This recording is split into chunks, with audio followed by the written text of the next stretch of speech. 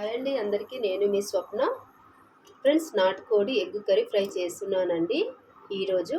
చూడండి, ఇవి 2 ఆనియన్స్ అండి, ఇలా చిన్నగా కట్ చేసి పెట్టుకున్నాను. 3 ఎగ్స్ అండి, నాటుకోడి ఎగ్స్ అండి. చాలా ఈజీగా చేసేయచ్చు, సింపుల్గా. ముందుగా స్టవ్ ఆన్ చేసి ప్యాన్ పెట్టి ప్యాన్లో 2 స్పూన్స్ ఆయిల్ వేసుకోవాలండి. ఇలా చాలా ఈజీగా చేసుకోవచ్చండి, కేవలం 5 నిమిషాలు చేసేయచ్చండి. ఇప్పుడు ఆయిల్ వేడైన తర్వాత ఆనియన్స్ వేసుకుందాం.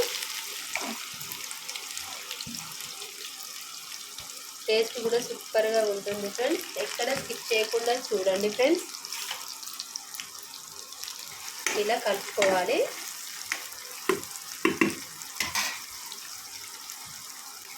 ఫ్రెండ్స్, ఆనియన్స్ త్వరగా ఉడకాలంటే సాల్ట్ వేసుకోండి, తొందరగా ఉడుకుతాయి ఆనియన్స్. చాలా ఈజీగా అయిపోతుంది. ఇలా సాల్ట్ వేసి ఇలా ఫ్రై చేసుకోండి. ఆనియన్స్ తొందరగా మెత్తగా అవుతాయండి. ఫ్రై చేయండి ఫ్రెండ్స్. ఆనియన్స్ చక్కగా ఉడికిపోయాయి.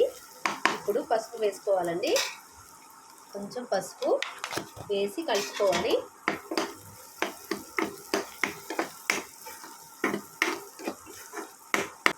అల్లం పేస్ట్ అండి, ఫ్రెష్గా మిక్సీ పట్టుకున్న అల్లం పేస్ట్. టేస్ట్ చాలా బాగుంటుంది ఈ అల్లం ఫ్లేవర్ వేసుకుంటే ఆయిల్లో.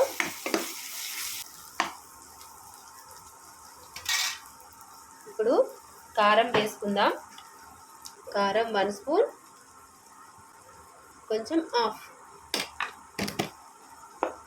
మనము ముందుగా ఆనియన్లో సాల్ట్ వేసాం కదా, కొంచెం వేస్తున్నానండి. ఇప్పుడైతే ఇక మీ రుచికి సరిపడా సాల్ట్ వేసుకోండి, చూసుకొని వేసుకోండి. నేనైతే ఇలా వేస్తున్నాను. కొంచెం ధనియాల పౌడర్ అండి, బాగుంటుంది. ఓన్లీ ధనియాల పౌడరే అండి. ఇవి వేసి ఇలా కలుపుకోండి.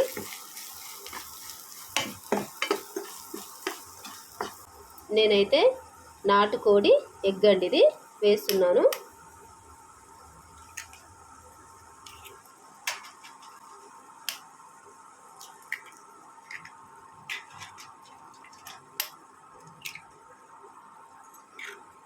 కాసేపు కలపొద్దండి, ఇలాగే ఉంచాలి.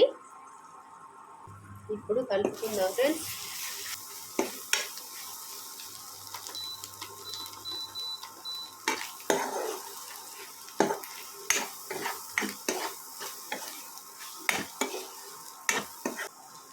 ఫ్రెండ్స్, కొత్తిమీర వేసుకోవాలి చివరిగా.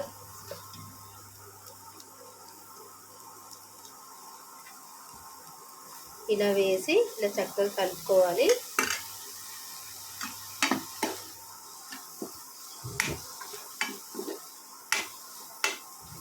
కొత్తిమీర వేసుకుంటే చాలా బాగుంటుంది.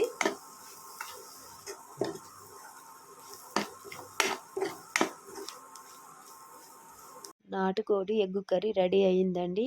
ఈ వీడియో మీకు నచ్చితే లైక్ చేయండి, సబ్స్క్రైబ్ చేయండి, మీ ఫ్రెండ్స్కి ఫ్యామిలీ మెంబర్స్కి షేర్ చేయండి. బాయ్.